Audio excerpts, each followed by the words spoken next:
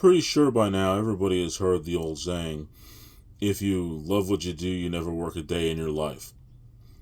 Well, I'm about to talk to you about a couple of jobs that I may have loved, but I didn't actually try, but I had a chance to potentially do. My name is Phil, and you're listening to The Lip. Okay, everyone. I'm going to talk to you today about some jobs that I could have tried. I had opportunities. I had an avenue, an in to all these jobs. Yet, it just seemed like things were just not for me. Granted, I would have loved to have done any of these jobs that I'm about to talk to you about. And I do believe in some ways I've kind of pursued one of them more than the others. And in truth, there is one of these jobs that I'm pretty glad that I didn't try, because it sounds weird to say it like this, but it's the only way that I can put it. Had I tried this job and enjoyed certain aspects of it, but didn't like other aspects of it, I think that I would have been, I guess you could say, I wouldn't have fully embraced that particular job. And it would have become more of a grind than an actual job that I would have enjoyed, even though in my heart of hearts, I would love to have pursued it. Thinking of it that way, I do feel glad that I didn't because of that fact. I would much rather have, with this particular job, be able to imagine what it would have been like to have done it, rather than actually having done it and feeling as if I didn't like what I was doing. And that would have actually, it would have made that particular occupation, how can I put it?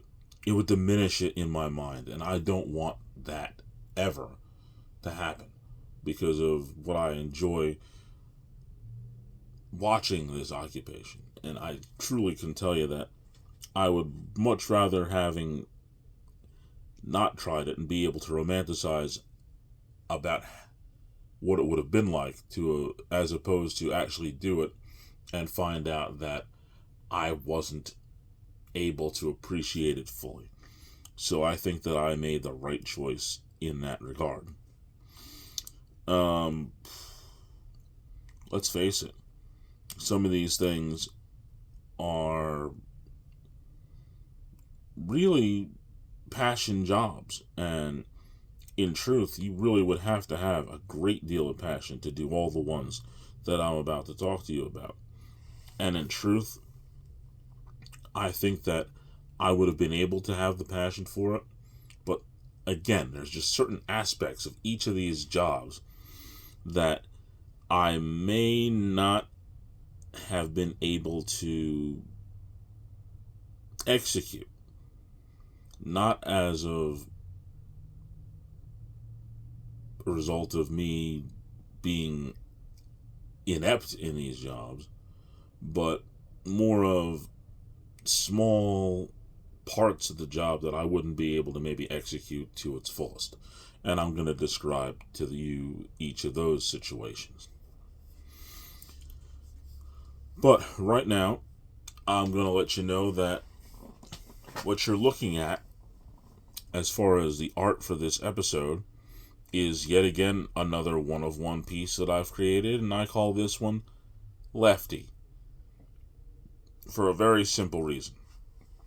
All of you who've been following me for the last several weeks know that I've had the bicep tear and had the surgery. So, after I got the casting off and began to do rehab on my right bicep, I decided that maybe I would come up with a painting using only my left hand. Didn't use my right for anything because I just can't. And I think that the idea of just using an all southpaw painting was a good one.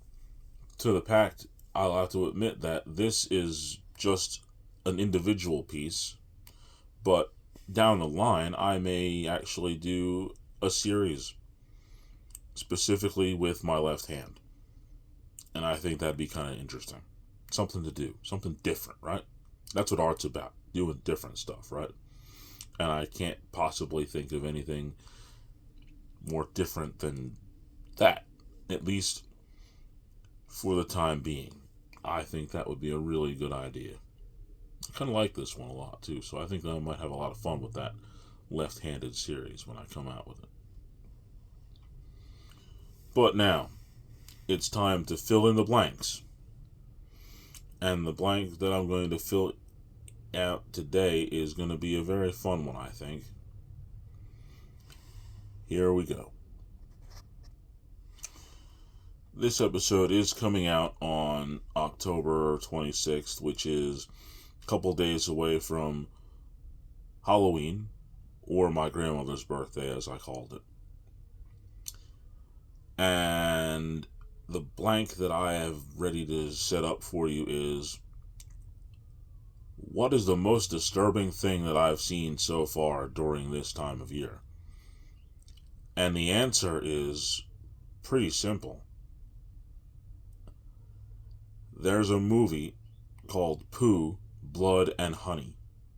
It came out, I can't remember, I think it was 2022. And it's a childhood ruiner for anybody who's in Generation X, even millennials who watched Winnie the Pooh. It's just disturbing to see what dastardly things, for lack of a better word, a bloodthirsty Winnie the Pooh could possibly come up with. And I'm not kidding you. Check it out. It's on Peacock. You can watch it if you have a Peacock app. It's just mind-blowing and mentally disturbing for somebody who enjoyed Winnie the Pooh as a small child.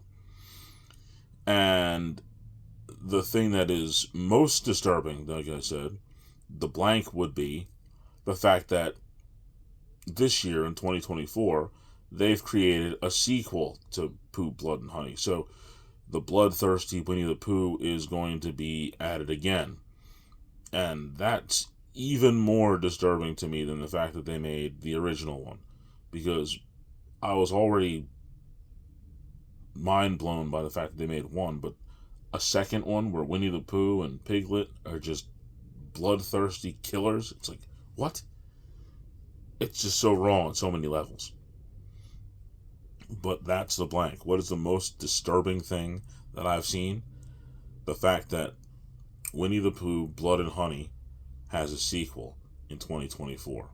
Just absolutely 100% mind-blowing.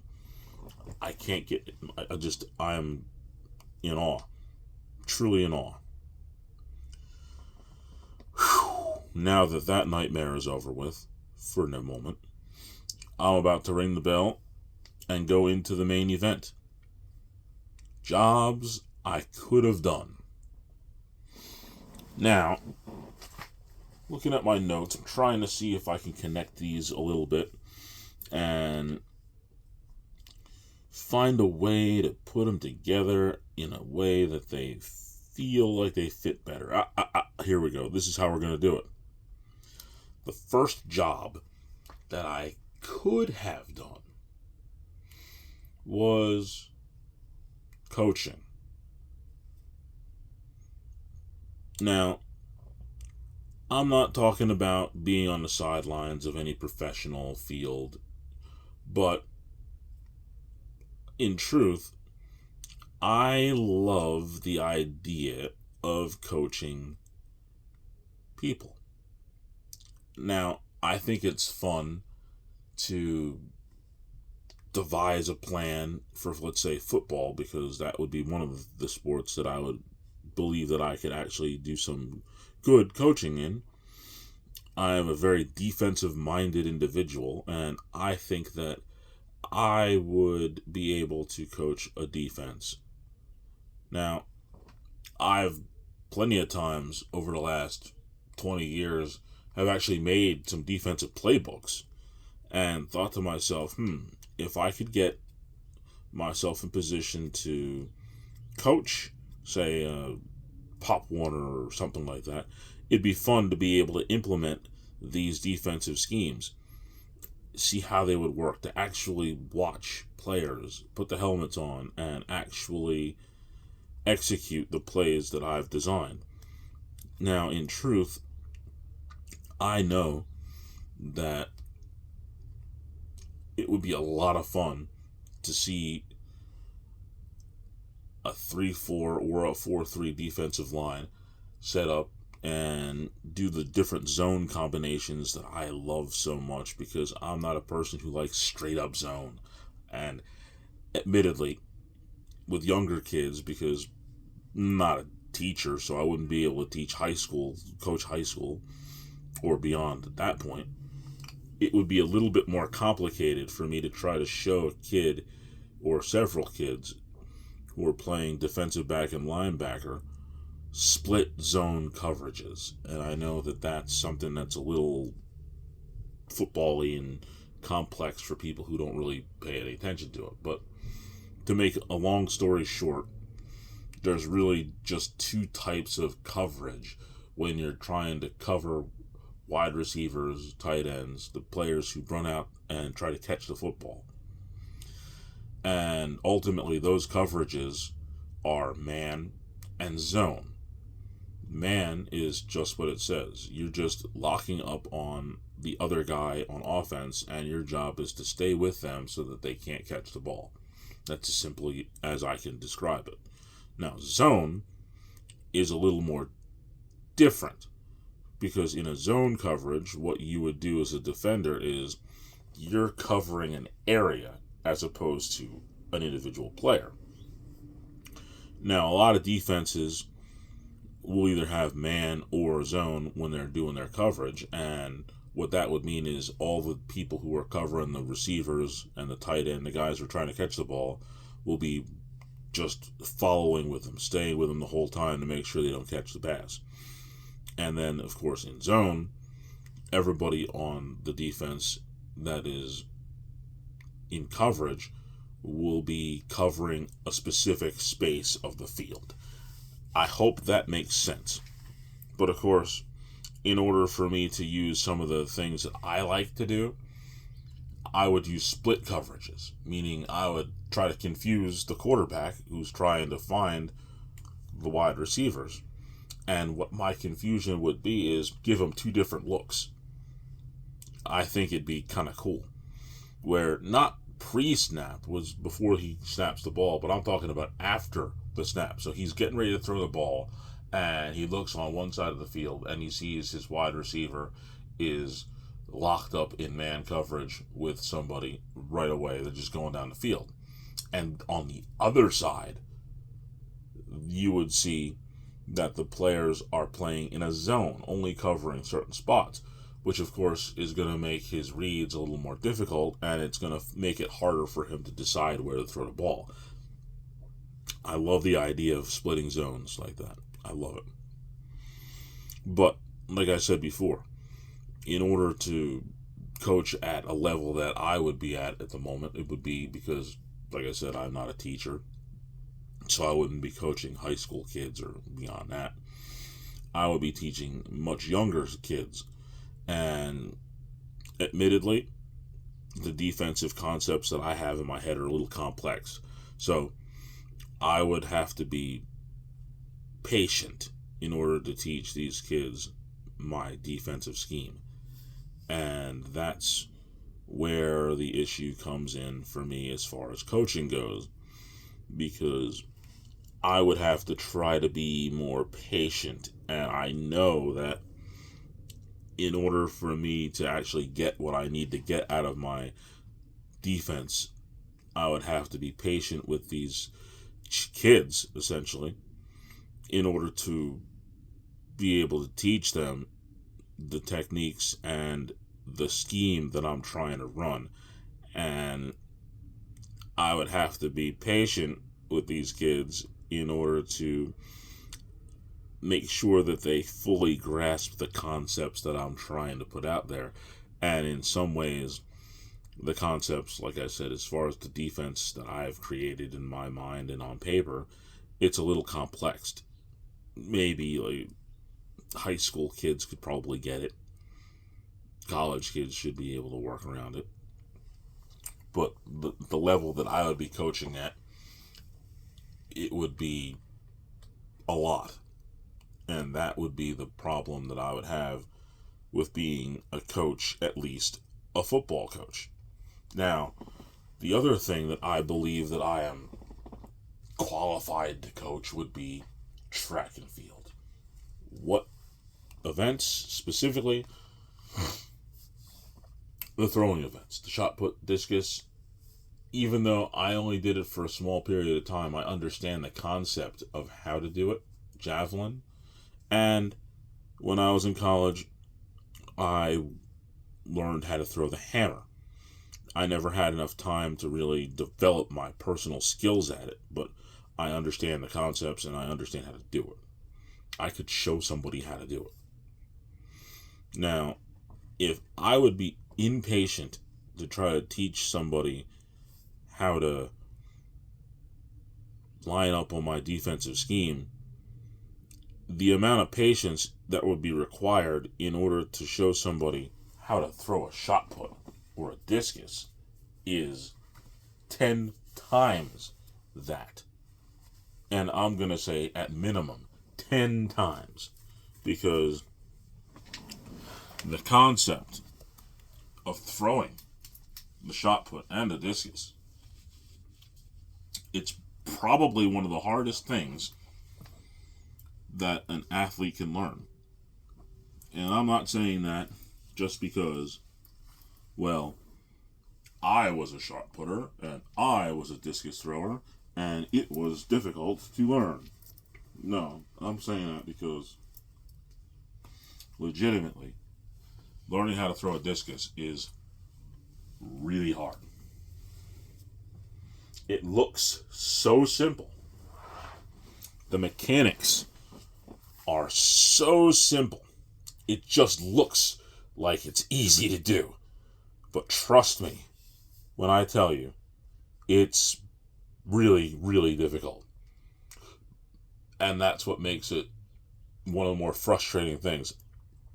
If I had to put it on a scale of frustrating things to be able to master or even understand, I would say the ability to learn how to throw a discus, a shot put, or javelin, or a hammer would probably be the equivalent of playing golf. It would be that difficult because the time it takes in order to get the steps, and granted, there are very few. It's simplicity in itself. But if you don't get those steps perfect, you can throw the thing all over the place and not where you want it to be. And there is a certain field that you have to throw the implement in. The shot put, discus, javelin, and hammer throw all have to be within lines in order for it to actually count. And for the shot put, discus, and hammer throw, you're inside of a concrete circle. And you've got to stay in that circle when you've finished your throw, or it is considered a foul and your throw doesn't count no matter how far it goes. If you throw it too far to the left or the right, it'll go out of the lines, and that will also be a foul. Throw don't count. The worst case scenario, and I do say worst case scenario, you can have a throw that would go farther than you've ever thrown it. And I'll admit, I've had a few that have done so. A really nice throw, and in the process of that really nice throw, I would have stepped out of the circle. And of course, the throw doesn't count. So, for me to have the patience with somebody to let them know, okay, you've got to have yourself in the right spot. You got to make sure your hand is positioned just right. You got to make sure that the shot put, for example, is just in the right place around your chin, just underneath your cheek area. The discus in your hand, not too tight, because it's going to have a centrifugal force, which is going to hold it in place. So you don't have to worry about anything other than that. Got to make sure that your steps are just right. And you need to have just the right amount of speed to get across the circle and stay inside of it. And when you release it, you've got to release it at the precise time. Because if you let it go too early, you're going to lose a little momentum. If you let it go too late, it's going to go way far in the opposite direction of whichever hand you use. If you let it go too high, it's going to do just that. It's going to go up real high and it's going to come down real fast, particularly with the discus. If you throw it too low, it'll just flat and it'll peter out and it'll drop a lot sooner. You got to throw it at just the right angle so that the thing starts off lower and then it starts to rise, and then when it gets to its peak, it then begins to come back down, and then that's where your distance is going to come from. These little aspects of how it should feel coming out of your hand, it's just, there's a lot of little intricacies to do something that seems to be so simple. But trust me, it really isn't. And in order for me to really convince people that they can do it, and to make sure that they have the confidence in themselves, I would have to be very, very, very, very patient. And I know that it took me somewhere in the neighborhood of 40 throws in a practice, wearing my arm down to a nub, in order to get the little bit of success that I had. And it just, you got to just keep doing it and doing it and doing it and doing it. And to not get frustrated when the person makes the same mistake over and over and over again. Because I know personally, I've had whole practices where I made the same mistake every throw. 20, 25 throws, did the same thing. And my coach was able to just keep telling me, come on, just gotta work on that, gotta work on that. And I know personally, I don't know if I would have the patience to be able to tell somebody, you just did it wrong 30 times. I told you what to do correct, but you're just not getting it. I think that would frustrate me to a point where I don't know if I would be able to continue on.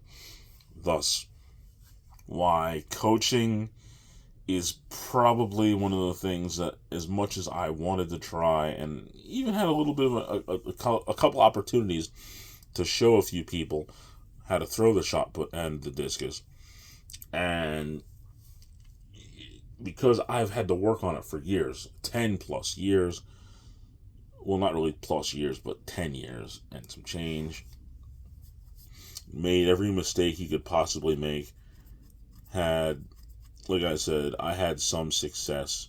We're not talking about Olympic success, but I had some success. And it took me years to figure it out, to the point where I got, before my body actually wore out. And I don't know if I would have that magic P word, patience, in order to help somebody improve. Although I know I had the knowledge that I could put out there, but it's just a matter of getting it into the other person, and that's where the patience would come in. And that's why I don't believe that coaching, track or football, would have been an occupation that I would have been able to do, even though I have a passion and I love that stuff. It just wouldn't work because of the patience. Another one that I really would have liked to have done is I would have liked to have become a chef. I don't know if I've told you. I'm pretty sure I must have. I have somewhere in the neighborhood of a $1,400 to $1,800 knife set that I use in my house right now. And I love that knife set because it's versatile. There's a knife for everything. There's a knife for filleting salmon, a knife for cutting bread, a knife for cheese, a knife for vegetables, a cleaver to break up pieces of bone inside of big pieces of meat. There's a knife for everything. There's a tool for everything. And I like cooking. I'm going to admit it. I really do like cooking. Now, would I be able to cook for a living? Well, let's see. I actually had a small business that I really didn't do too much pushing on, where I would bake. And I'd make pies and cookies and stuff like that. At home, I've made turkeys, chickens. I've made a ham a couple times. Different types of pasta dishes. I'm not bad in the kitchen. I'm really not. Am I Emeril or Chef Ramsay? No. However, I do have tendencies to be a little Ramsay-like when I'm cooking, and it can probably get on people's nerves. I am very almost try to be a perfectionist when I'm cooking. I just don't like it to not be on point. I've thrown away whole trays of cookies if they weren't right. I've thrown away meals because I was unpleased with how it went. I had that mentality. But to the point, where did the opportunity come from? Well, there was a really good opportunity where I was about to go to the Art Institute of Philadelphia. I went, I did the tour. I was really impressed with what I saw. And I liked the idea of what the chefs were talking about. I was ready to do it.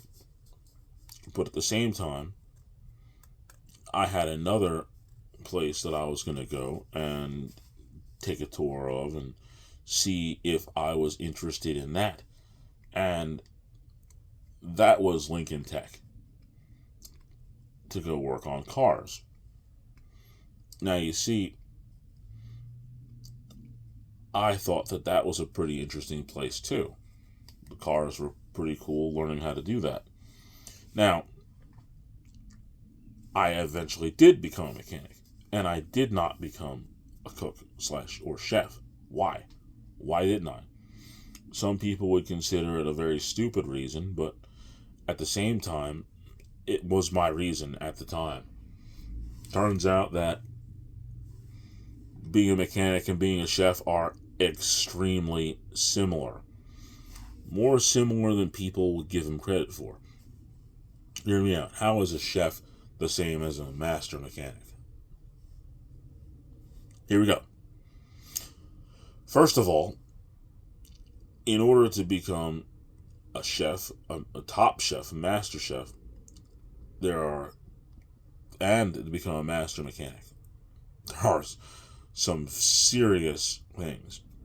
Number one, going back to the fact that I had to throw away a lot of dishes because I didn't like the way they were. A master chef messes up constantly, over and over again. It's just going to happen until they get it just right. A master mechanic, in fact, from one that I work with, he gave me a very specific term that he used. He said, in order to become a master tech, you're probably going to have about $100,000 worth of oops. In other words, you're going to make mistakes. And some of them will be costly, but you will learn from that mistake and you will get better.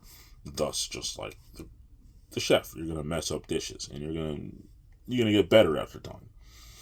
Another thing that the master chef and the master mechanic have in common is the fact that you're going to get filthy. It's a different kind of filth, but it's still filth. There's going to be points in times where you're going to have food all over yourself. You're going to have food on your hands. That's why they have aprons. Mechanics, obviously, they wear gloves just like that to get the oil off of themselves. Sometimes you're going to get grease and oil all over you. You're going to get dirty in the shop just as you would in a kitchen. It's just going to happen. And my favorite part that makes these two things very similar is you've got to be very meticulous. You have to have the mindset to be like, you've got to get it right. For different reasons, but you definitely need to get it right.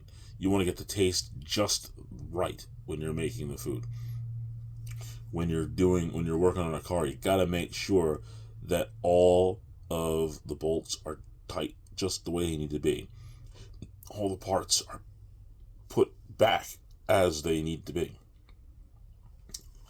You have to have that meticulous nature. And then, well, really my ultimate favorite part between the two, the chef and the mechanic, are you're going to spend a lot of money on tools. Doesn't matter. We're talking tools in the kitchen and tools in the shop. You're going to spend a ton of money. Like I just said, just at home, I have a $1,700 knife set. That's me at home. In a commercial kitchen, you've got thousands of dollars easily. Spend $100,000, $200,000 on equipment that you're going to use between mixers and ovens and the knives and the pans in order to actually make the food that you want to make.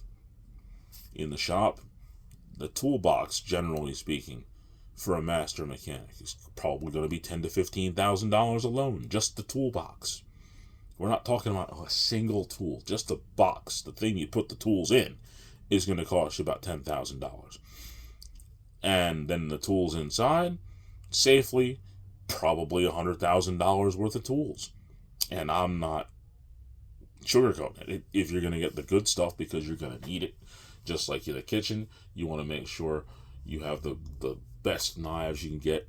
You need to have the best ratchet you can get when it comes to being a mechanic, and that's going to be expensive, and it's usually going to have a warranty, and because you're going to be using these things every day, they're going to make you money, so you need to get the best quality that you can get.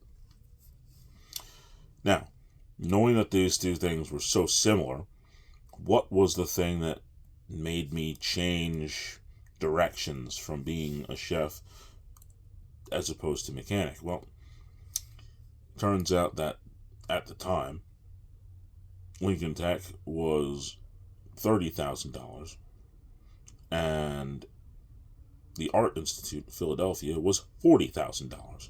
So it was literally $10,000 difference, which made me decide that, well, maybe I'll step away from being a chef and I'll go to become a mechanic. Now, did I like cooking more than I like working on cars? Well, yeah, I'm going to say it. I like cooking more than I like working on cars. But at the end of the day, working on cars and then becoming a shop manager, being able to help people with their problems like that was probably more suited to what I was going to do, as opposed to being in the kitchen. And I think it's cool when you get an opportunity to create a menu of your own, and I think that's kind of neat too. But that $10,000 was really the difference between Phil the shop manager and Phil the chef. That really was the bottom line. And if I had the passion for it more so, I would have said $10,000 would be a small price to pay in order to be that cook, that chef. But it wasn't. and I didn't. Now, here come the last two, and they're kind of combined in a weird way. Now, admittedly, I went to school, with college. I changed from funeral services, but I wanted to change to become a radio major. Now, funeral services and radio are really different, but funeral services was a dead end. I've mentioned it before. The door was literally closed at the advisor for the funeral department. I never actually went into his office. But the radio was a lot of fun, and I enjoyed it.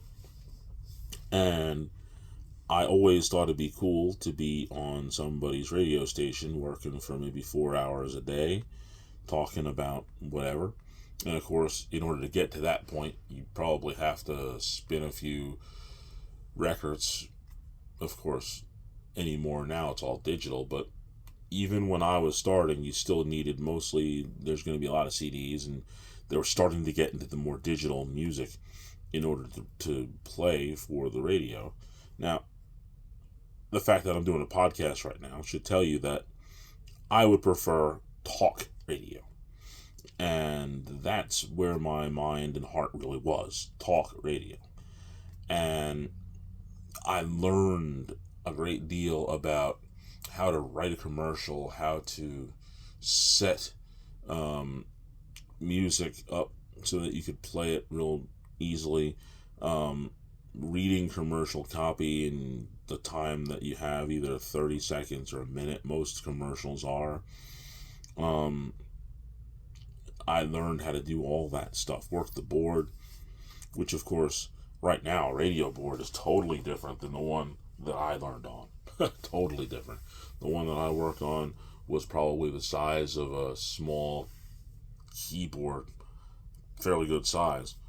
And now it's a lot smaller, can do a lot more. But what deterred me really from the radio, part of it was the fact that I didn't finish school and had the major. The other part of it was, as much as I liked the idea of being able to talk or even just play the music, admittedly, I didn't like the interruption. Sounds weird to say that.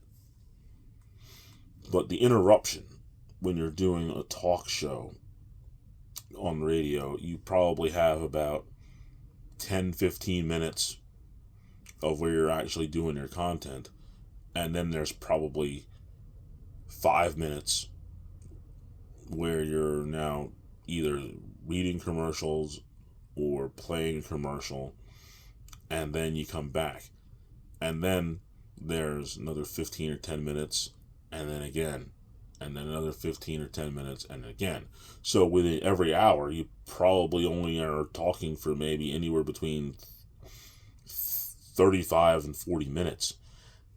To me, I want all my time. And the fact that you had to actually do those radio spots for those commercials, and weather sometimes, and traffic, and all that other stuff that people want to hear every once in a while, it just seems to me, in my mind, I would feel that I'm losing my flow. If I'm starting to get in a part of a good conversation and I'm in it, but now I've got to stop everything, put the brakes on, and I got to wait for a commercial. No, I just lost my flow. I could have lost my train of thought. I don't want to do that. And admittedly, that's what makes the beauty of podcasting, because if I were to have commercials, I would be able to insert the commercials. If I was going to do a read, I could just do the read and it would flow just like I would. Let's just say I'm talking about radio. It's like, oh, how about this radio station? Da, da, da, da, da. And I would continue with my train of thought, but I would still do the radio spot. And I wouldn't have to break up my momentum. Whereas opposed to radio, you have to do that because those commercials. That would be a problem for me, and that's what makes this podcasting thing so much greater. And I'm so glad that I'm doing it because I find it to be just so much fun. It's so much more fun, so much more freedom. I can do whatever I want, essentially. I love it. But now, for the final job that I could have done, the one that's very linked to radio, which is very weird, because it turns out that this occupation is one that I thought about as a little kid. You know how when you're a kid, you say to yourself, what do you want to be when you grow up? And you come up with some thing that just seems to be pie in the sky, really way out there. You're never going to have a chance to do it. But some people are able to grab it and go for it. Now, while I was a radio major, I sat next to a guy who was doing the job that I wanted to do. Now, this guy was not on the radio. That was not his job. No. What he was doing was he was a professional wrestler. Yeah. Now, I was 21, which means pretty young. He was maybe a little younger than me. He was probably 20, 19 or 20. But he had actually gone and paid for wrestling school, and he was a professional wrestler. And I literally talked to him every chance I got. I learned about what was going on as far as the business was at, where his school was that he was going to, and the fact that he actually was doing some shows. He had been training for about 6-8 months, and he was able to do some shows. One of the last times that we talked about it, he had 2 shows that he was going to do in 2 different weekends. One of them was all the way down in North Carolina, and he had to just do the whole thing that you hear if you are a wrestling fan and have listened to wrestling podcasts with some of the old-time wrestlers, where they say they have to get on the road and they go down and they do their wrestling match and they get paid reasonable, moderate sum, and then they have to go back on and try it again if you were with a particular company. But this guy was more of an indie circuit person, meaning he worked independent shows. So he had to go, and he would get paid for the time that he was there. I'm not going to get into the numbers that he told me he was making, but realistically, for a weekend, he was making more money than I was at the time in a week at Wawa for one match. And I said, wow, that's pretty cool. That'd be really cool. But of course, you have to consider the little things that only now, as an adult, a real adult, not a kid, 22, things that you have to factor in. I mean, if you're going to North Carolina and you're living in New Jersey, that's a decent little trip. It wasn't like he was just going to Delaware for a match. He had to have one in North Carolina, and then he had another one in Connecticut. So he was moving up and down the 95 corridor there. And he was making essentially enough where he could get himself a cheap room, something to eat, and still come back home with some money. But the idea was, he was, in fact, a professional wrestler. And he did it. And he was telling me about the school that he was going to, and he was saying, if it's something you're interested in, just let me know. Gave me a number. I looked at it, and I thought about it real hard, because all my life now, I'm only 5'10". I was watching a lot of WWE, WWF at the time, and WCW. big, larger than life, 6'8", 6'10", 6'5" guys, 290, 300, 400, 500 pound guys, right? At the time, I was 5'10", 230. Just a little guy in comparison to these monsters, right? But of course, at the time, it was the period where size didn't really matter anymore. Because we're talking 1999. We're talking about where you're starting to see Dean Malenko and Eddie Guerrero. I'm not going to mention that other guy's name. Not right now. But let's just say he was a crippler. Also, Rey Mysterio. Now, if a guy that small can be a professional wrestler and eventually go on to win the Royal Rumble and the World Heavyweight Championship, a guy my size could have done it, could have stepped in the ring. It was possible. All I had to do was just go and sign up for the classes, and, well, maybe that could have worked out, right? Now, the thing with me would have been, okay, how is this going to work out? At the time, I was still working at Wawa. I was still going to school. The wrestling school had a price to it. It was like $6,000. And now I would have to come up with the $6,000 while I was still having trouble with my college money. So I would be paying for 2 schools, working at Wawa, and taking all kinds of bumps. Get myself all beat up and brutalized. Now, I had already had to essentially retire from track because of an elbow injury. My elbow just gave out on me. So I couldn't really throw shot put or discus anymore. It was over. And I had stopped. So mentally, I'm thinking to myself, I'm already hurt. My knees are not great. And I'm going to try to get into this with all this injuries already. And I'm going to be getting thrown around and taking bumps on the mat, concrete on the outside, stuff like that. I'm just going to get hurt even worse. And at the end of the day, I said, I don't know if I can physically do it. Stupidly, I thought that. I don't know if I can physically do it. No, never mind. Like I said, I was 22. Still had that bounce back energy. Probably could have done it. But at the same time, if I did it, and I had all that other stuff that I was trying to do, knowing that I've listened to a million different documentaries about wrestlers, I would have had to really do it. I would have had to commit completely to the point where I would have had to cut my hours at Wawa at the time. But that was the money that I was bringing in.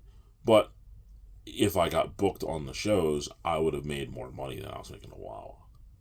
So you balance the two things, and then that's an if, though. It's an if you get booked. It's an if, all these ifs. And even at 22, I didn't decide to take those ifs. But now, at 46, I can look back and say, after my torn bicep and rebuilt ankle and clavicle pulled out and bone spurs in my other shoulder, knee surgeries, 2 of them on my left knee, I think that physically I may have made the best choice. All the miles I would have put on myself in the ring and on the road to do those shows, that would have been a lot.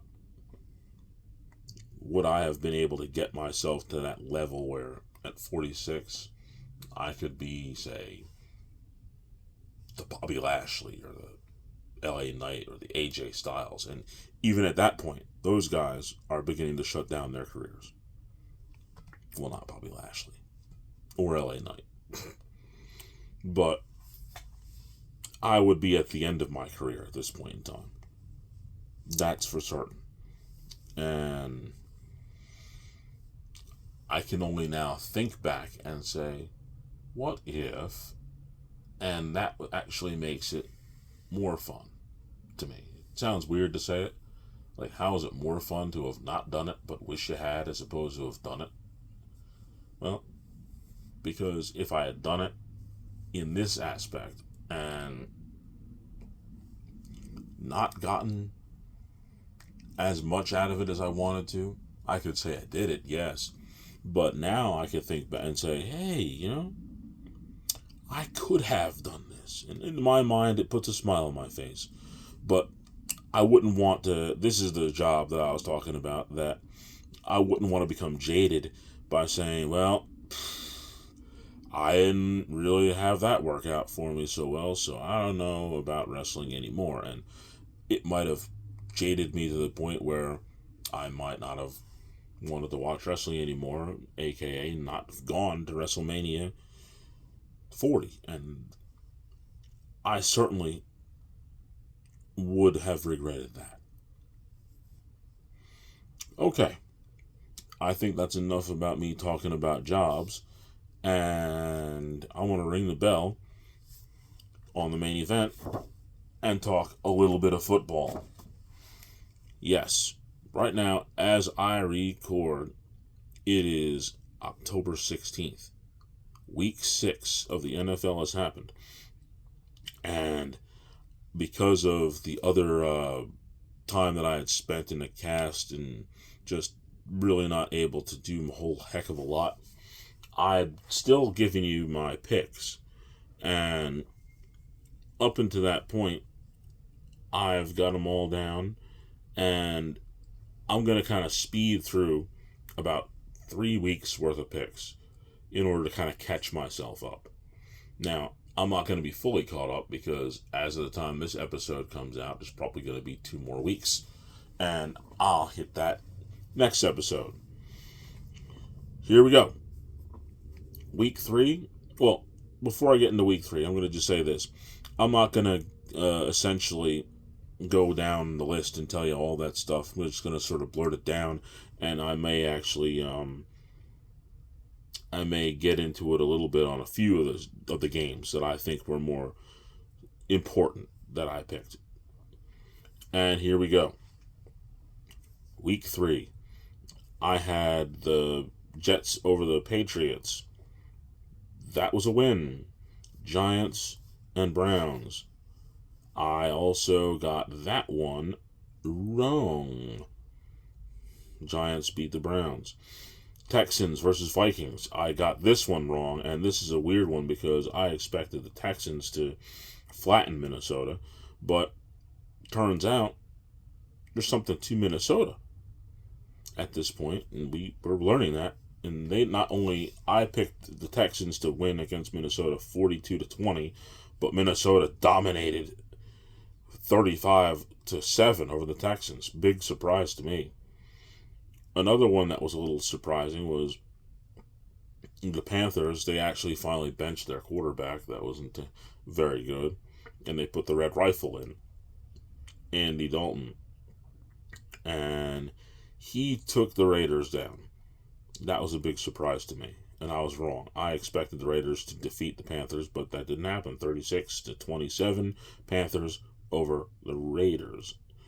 And finally, the biggest upset was, in my mind, a 3-point loss as my 49ers were beaten by the Rams. I'm still sick about that.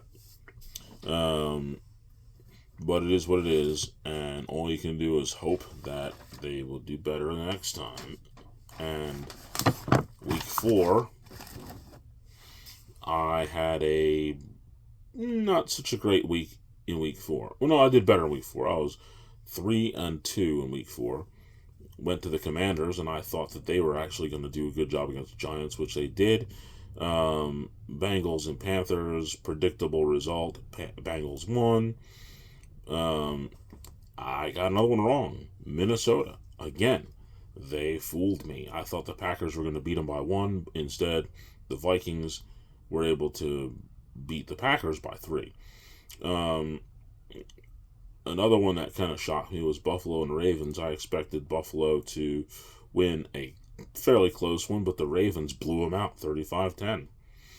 And fortunately, I was right about the Patriots. 49ers destroy them. That was good. Week 5, I had the Packers and the Bears. And I kind of... No, the Panthers and the Bears, right? The Panthers and Bears. I was right. Bears were a little bit better. And it turns out the Bears, they're looking okay. They really are. That's Caleb Williams, man. I'm going to admit when I was wrong. I did not expect this from him. He's looking pretty good. Browns and Commanders. Again, I really like Jaden Daniels for Washington. And I think he should be the Rookie of the Year over Caleb Williams. I really, really like him. He can move. He can throw. He's learned, it seems like, he's a different player. He's just different. He's like, well, he's another guy who is out of that mobile quarterback mold. Lamar Jackson 2.0, perhaps. I think he's that good. Really do. Texans, Bills. Bills let me down, which is weird because I like the Texans. I think they're a solid team in the AFC. I expect both of those teams to make it to the playoffs. Bills were beaten by the Texans. Ravens and the Bengals. Well, I knew the Ravens had to come back. The Bengals, they've proven that they're not what everybody kind of thought they were. They fell. 49ers just let me down against the Cardinals in Week 5 as they lost by 3. And I can't really be too upset because kicker got hurt. What are you going to do? Week 6.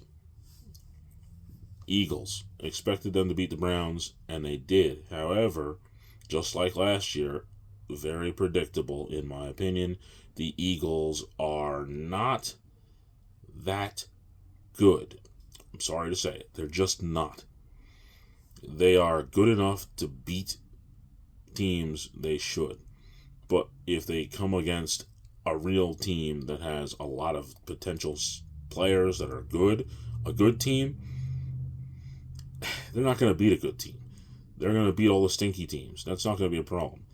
I don't even know if they're going to be capable of beating a middle of the pack team. That could be a close game.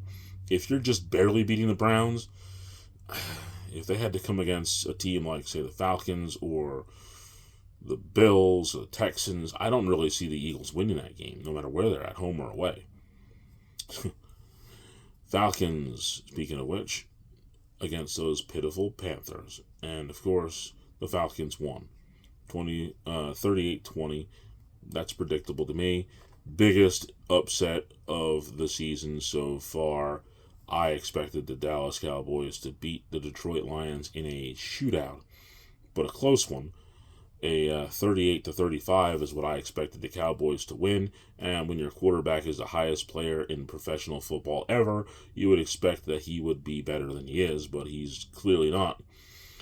Seems like Jerry Jones on his birthday just showed that he wasted an awful lot of money.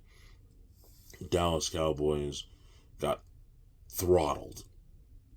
I'm not even going to say the score. It was just hideous. All I'm going to say is the first number of the 2 digits that the Cowboys had was a 1, and the first number of the 2-digit score that the Lions had was a 4. So there was some space in between there. That just disturbing. Really, really disturbing. I had San Diego 21 over the Broncos 17, and I was pretty close, 23-16, San Diego over the Broncos. And another one that I was pretty happy with the score because the 49ers were back on their winning ways over Seattle, getting to 3-3 as they ended up winning 36-24. I got that one right.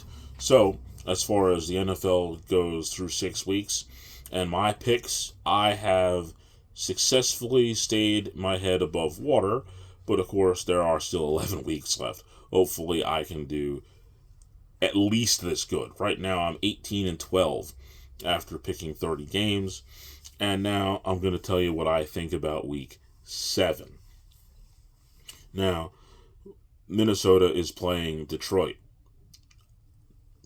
after seeing what Minnesota has become, I'm going to ride that wave for a little bit longer. I think that the Detroit Lions played the Cowboys and killed them. And I think that they're going to be like, whoa, we can do that to anybody. But I think they're going to find out that Minnesota is not just anybody.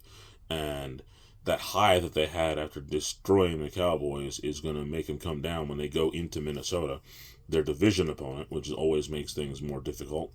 So I expect Minnesota to win again. But this time I'm thinking 35-30 over the Lions. Texans, I think that they're stuck in a rut, and I like Love. I'm just gonna say it. Packers 27 because I know they need to try to keep up with Minnesota. Texans 24. Here we go. Eagles and Giants. Well, the Giants have been on the cusp of beating a team that's just been close. They've been really close. And I don't think that they're at the bottom of the pack anymore. I think that they're closer to the middle. And they're playing the Eagles. So, well, I'm going to go ahead and say the Eagles should win. But I don't know if they will win. I'm going to say Eagles 21-20 in a close one. Well, here comes them Stinky Panthers. Now, they're the worst team in the league. And they're playing against Washington. Jalen Daniels, I believe, is probably one of the best young quarterbacks there is. And I like the idea of him winning this game fairly handily. I'm thinking 35-21. And then comes the revenge game for the Super Bowl. Chiefs and 49ers. It's going to be at San Francisco. And I'm picking this one with my heart as opposed to my head. Right now, the 49ers have a ton of injuries in a lot of key spots. They may be getting Dre Greenlaw back. They may be getting Christian McCaffrey back. And if those two guys do come back, I think my score holds up 28-27 49ers over the Chiefs. That's all we can hope for. That was my entire picks from week 3 to 6 as I've closed the gap, and then I just told you what I'm looking at in week 7. Now, it's time for the Spear of the Week. Spear of the Week this week goes to whatever sick individual decided to create Pooh, Blood, and Honey, because as bad as that was, the idea that they created a sequel is just so much worse in my mind. And of course, it's like a car crash, and I'm going to watch it sometime this week. And it's going to hurt my soul to do so, but I'm going to do it. Spear of the Week, creator of Pooh, Blood, and Honey. Now, we're going to close this show up. Of course, in the way that I like to do, you can always check me out on Instagram at Philip Henderson 5102. I'm out there on X somewhere. The Lip Facebook group. Once again, I say join us. There's always room for one more member to the Lip Facebook group. Join us. Of course, you're going to be able to find these shows here on YouTube at Phil the Lip. Subscribe to at Phil the Lip. This is, without a doubt, one of my favorite shows that I've done, because the idea of talking about these jobs that I thought about trying, but I just didn't actually pull the trigger on. Sometimes people do pull the trigger on that stuff, and you end up getting people like, I would say, some of the top people that I know that I would say at these particular levels. I mean, you got a Howard Stern, the greatest radio personality of all time, and in my opinion, without a doubt, the king of all media, as he says, and he is. And truthfully, in some way, I believe that his nature certainly led to the concept of the podcast in some way, because the ability to be able to say whatever you want, whenever you want, on a platform certainly is something that was innovated by Howard. Of course, great Chef Ramsay is one of my favorite chefs, is Saguaros Emerald. He's also an inspiration. I learned a lot of technique just by watching their shows, which is just crazy, right? Coaches, well, like I said, I've always been a defensive-minded guy, and I like the idea of Buddy Ryan. I love Buddy Ball, the 46, the way that thing came together. I'm also a big fan of George Seifert, the 49ers coach who won 2 Super Bowls. He was a defensive coordinator before he became the head coach of the 49ers.